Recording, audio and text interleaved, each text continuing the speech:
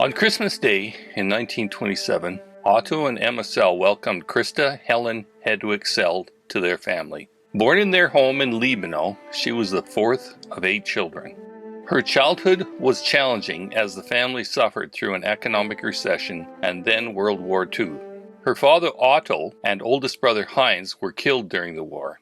During the war years in Germany, the family lived in several different towns, including Berlin, Treven, Marienwald, and Rosenfeld. 2 days before the war ended, Christa was taken from her family to serve as a shepherd moving a herd of sheep toward Russia. Luckily, she managed to escape with a few other friends she had made in the group, and they began making their way to Rosenfeld. She was alone for much of her journey, but was blessed with providential help on her route from strangers, friends, and extended family. Eventually, Christa was reunited with her mother and 6 siblings in Rosenfeld. While her older sisters married and stayed in Germany, Christa, her mother Emma, and her remaining siblings emigrated to Lacombe, Alberta, Canada in 1950.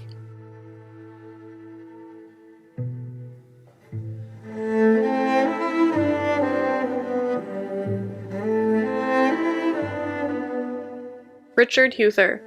In 1951, when Christa came down from Leduc, she stayed with Herman and Oma. My parents hired her, and she worked for us, helping with the cooking for the threshing gangs and helping my mom with other things. We were also digging the water line from the pump house to the house, and there was someone there hooking up the bathroom. She helped Mom cook for all of the helpers. I didn't meet Ruth until 1952. After that, Christa went to work in Calgary, where she met Dietrich. They came out to the farm often while they were dating and after they were married as well. Dietrich really liked Ruth's chocolate cake. We went to church together and did lots of visiting, and it was a fun time. At Christmas, the whole family would get together, and one year it was so warm we were outside in our shirt sleeves. The day Christa and Dietrich got married, there was a huge snowstorm. Ruth was a bridesmaid, but because of the snowstorm, she barely got there just in time to walk up the aisle. It was a tragedy when Dietrich was killed in a plane crash, and it took several days to find him. Ruth and I had to go identify him. The next Sabbath, everyone met at Oma's with Christa and her 3 little boys. Because she had to work, she asked her sisters to help with the children. Anna Marie took Gordon, Siglinda took Terry, and Ruth and I took Wes, who was only 3 months old.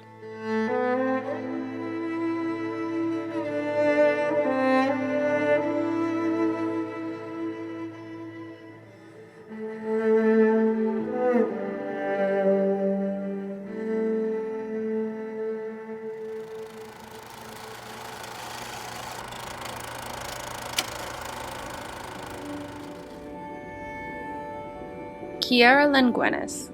When I was little, I used to sneak downstairs into Oma's house and steal cookies and snacks from her cabinets. I remember the exact sound of Oma's slippers coming down the hallway from her bedroom. When I was 5 and 6 years old, I would watch Days of Our Lives, Flintstones, and the Jetsons with Oma before we'd go pick up my sisters from school. I remember when I was 8 or 9 years old, Oma would take me out to lunch at Lido's buffet, and then on the way home, she would tell me that I now owed her money for lunch. Even when I got older, she would always tell me I owed her money for all the lunches she bought me when I was little.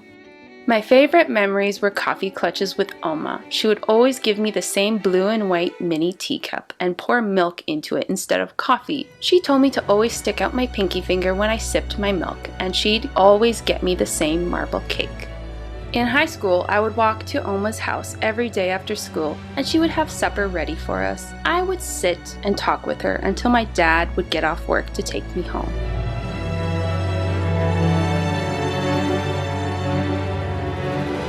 Briana Huether. I was always excited about meals at Oma's because she would have so many different types of cheeses for us to eat. I think there was an assortment of cheese at every meal, whether it was brunch or supper or any other reasonable time to eat. I remember thinking that Laughing Cow cheese in its tiny little individual foil wrappers was so fancy. I still think of her every time I buy Laughing Cow. She definitely passed her love of cheese on to me.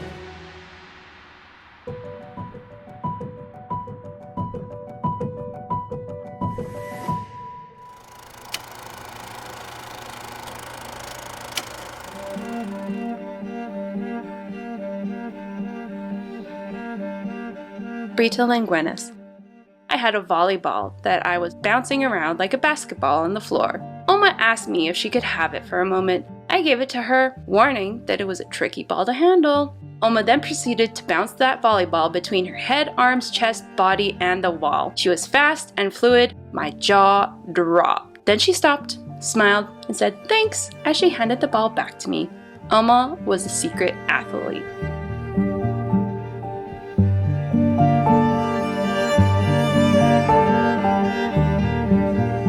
Ralph and Rena Dahlke. Ralph remembers playing piano for the three sisters, Christa, Siglinda, and Ruth, when they sang for special music at church. Practicing was just going over it a few times and then they were ready. It was amazing. Rena remembers how welcoming Auntie Christa was and how knowledgeable she was about household things. Rena still folds her towels the way Auntie Christa showed her. She also showed Rena how to place her knives with the sharp side facing in next to the plate, and she always welcomed Rena with a smile and a hug.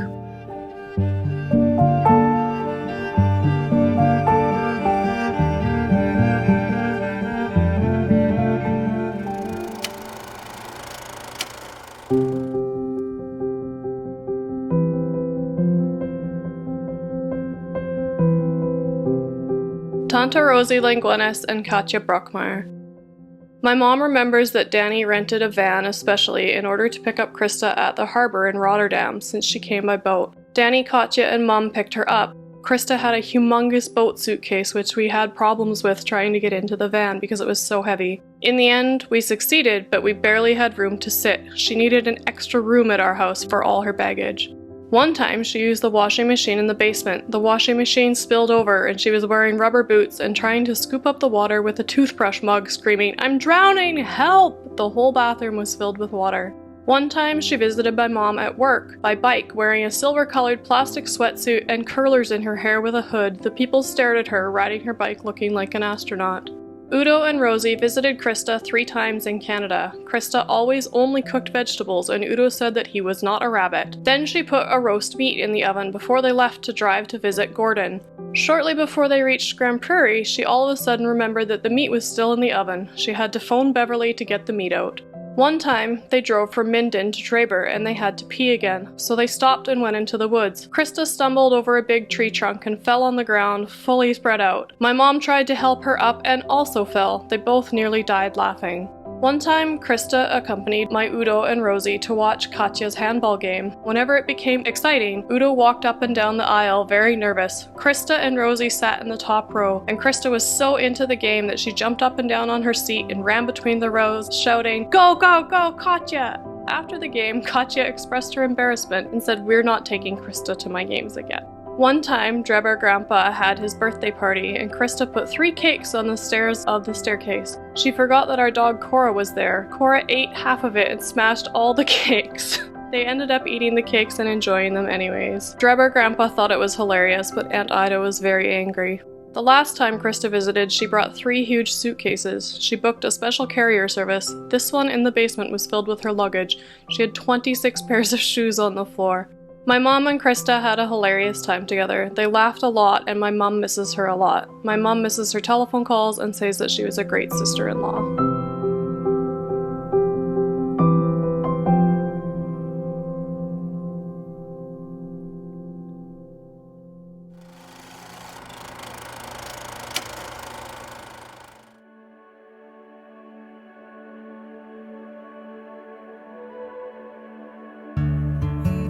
Brigitte Moerke Eissa. Aunt Christa was my godmother. My first memories of her were that she was an Avon representative and she always had something for me from Avon. I loved those little lipsticks. I didn't really have any idea how to apply lipstick, but I thought it looked awesome anyways. She gave me my first purse and I thought I was so grown up. I was probably around 11-12 years old. I'm sure all my little lipsticks got put in that purse. And years later, she would come and stay with my dad so Mo and I could go on a holiday. My dad loved it when she came to stay with him. I think it was good for both of them. I was very fortunate that Daniel was able to spend time with her when I was working. I knew he was being well taken care of and he was able to spend time with the cousins. Thank you, Aunt Christa, for all the memories you have left with us.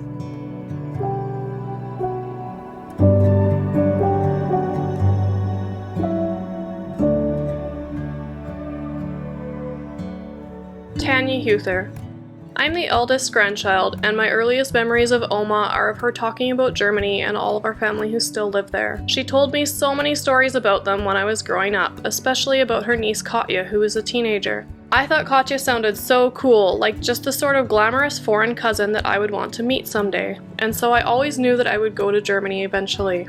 When that day finally came, in my early 20s, Oma connected me with all of the family in Germany and arranged for me to stay with Uncle Wilhelm for the first 10 days of my time there. She also helped with a few translation by telephone calls when my then rudimentary German just wasn't sufficient to explain important things. I've been back to visit many times over the years and always enjoy visiting and catching up with our extended family. Those are connections I wouldn't have today if it weren't for Oma.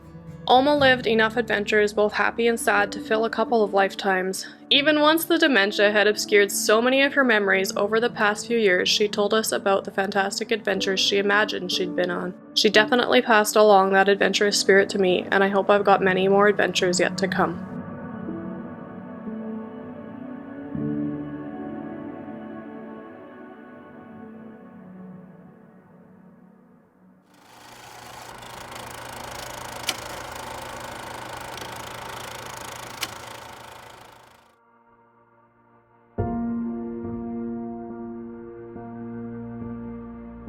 Rita Lehman. Tante Christa always greeted us kids with big hugs. She always loved to join in with birthday parties and celebrate another year of life. My earliest memories take me back to Calgary when our family would visit Oma. Us kids would run up and down the stairs making all kinds of noise with Terry and Gordon, but Tante Christa didn't mind. She would laugh with us. Every year in the fall, we would dig the potatoes and have a cloisa feed with all the relatives. Tante Christa was always there helping to make the cloisa. The one constant memory I have is that Tante Christa would always take time to visit whenever we came home. She would say, "Now Rita, tell me what has happened in your life since I last saw you." She really cared and showed an interest. I always remember her as truly my favorite aunt.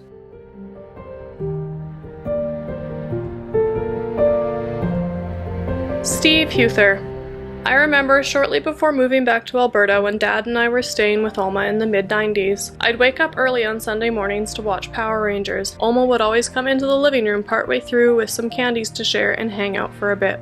Years later, when I was much older, Melissa and I had Jackson. Oma was always excited for him to come visit her at Royal Oak. Even though she forgot a lot of things with her dementia, she remembered him. Even once we moved away to Terrace, she always wanted to know how Jackson was doing. Just after Oma passed, my sister Tanya was at Royal Oak and was standing in the lobby waiting for Mum. She happened to glance through the window into the manager's office, and there was a framed school picture of Jackson sitting on the desk. Apparently the staff had found it sitting on a table in the entry one day a couple of weeks earlier, near where Oma used to like to sit. They didn't know who it belonged to, so they put it in the office and hoped that someone would recognize it.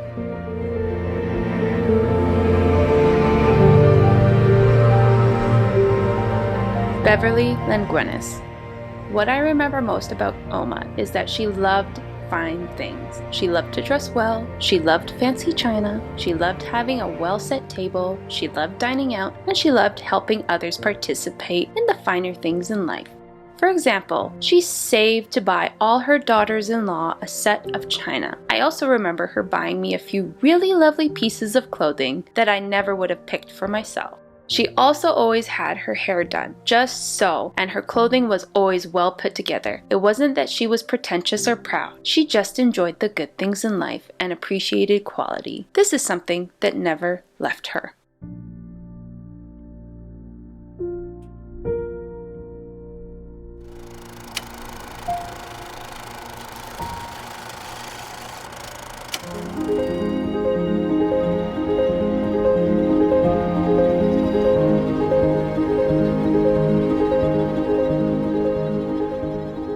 Piosca.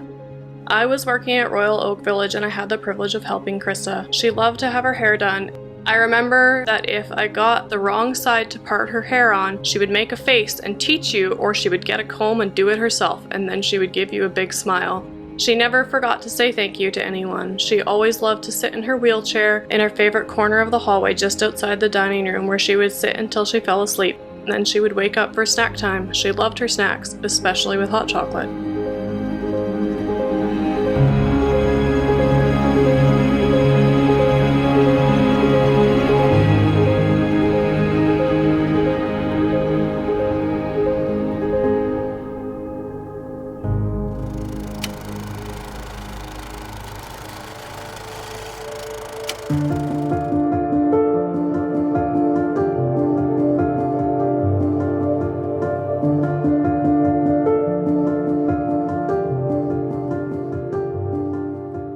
Kerstin and Andreas Klut.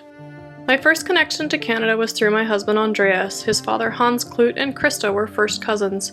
I was at their home in Little Oldenburg once when a package arrived for the Klut family from Christa. My mother-in-law especially loved the dresses. I learned more about the family in Canada, and I remember Tante Christa also came to visit us. We got to know each other and we wrote letters.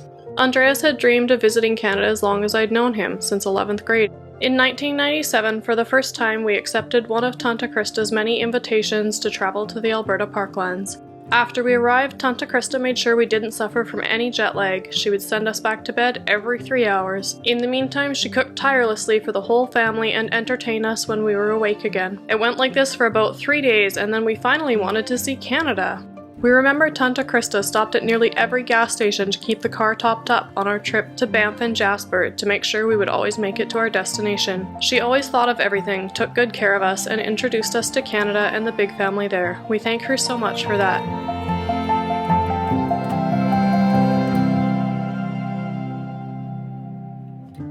Terry Lengwenus.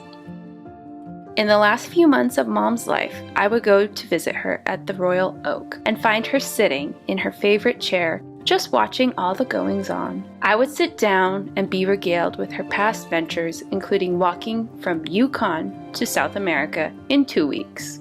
Although she was always happy and cheerful for the visit, she only occasionally got my name right. I was called Sam, Gordon, Denny, Willie, and sometimes even Terry.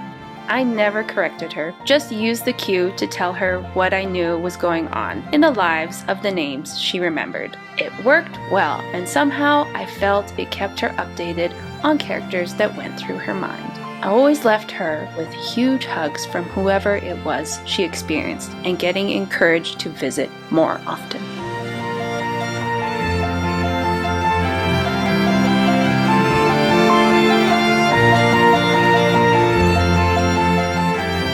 Huether. As time progressed, it was determined that she was getting dementia and would need more care than the lodge could provide. At that point, she was transferred to Royal Oak. It was very hard on her, and she had always wanted to go home. Mostly she said that home was Germany. It was very sad to watch the decline in her life, and I was grateful for the time I spent with her. A funny thing during this period was her hearing aid escapades. She would take them out and tuck them somewhere, and I would have to go on hunts to find them when I would arrive. One of her favorite places was in her Kleenex box, but they would turn up anywhere in her room. Sometimes it was a long hunt, and she would be sure that someone had stolen them from her. Finally, one time I couldn't find them at all, so we gave up and found another device that worked for us that was too big to lose. Christa had a sweet tooth, and her favorite chocolate bar was Twix, so I would bring them for her. Then once I introduced her to Ferrero Rocher, and it was love at first bite. We would share them often. We both loved our chocolate. God was very real to Christa, and she loved him and talked about all the times he helped her through a tough life. When she talked, it was never in a complaining way about what life had given her, she just stated the facts. I had a nice visit with her on her last Saturday, but she couldn't quite figure out who I was. That was hard. When I went on Tuesday after work, she was talking and barely opened her eyes, but she would squeeze my hand when I talked to her and would nod and shake her head. I stayed with her until bedtime. I spent all day on Wednesday with her, and there was not much response, but they said she was stable. Thursday afternoon, the nurse called me and said they didn't think she would last long. I went straight there, and Tanya and Briana met me there as well. We read and sang to her, and Tanya read her German Bible, and she just quietly and peacefully slipped away a few hours later.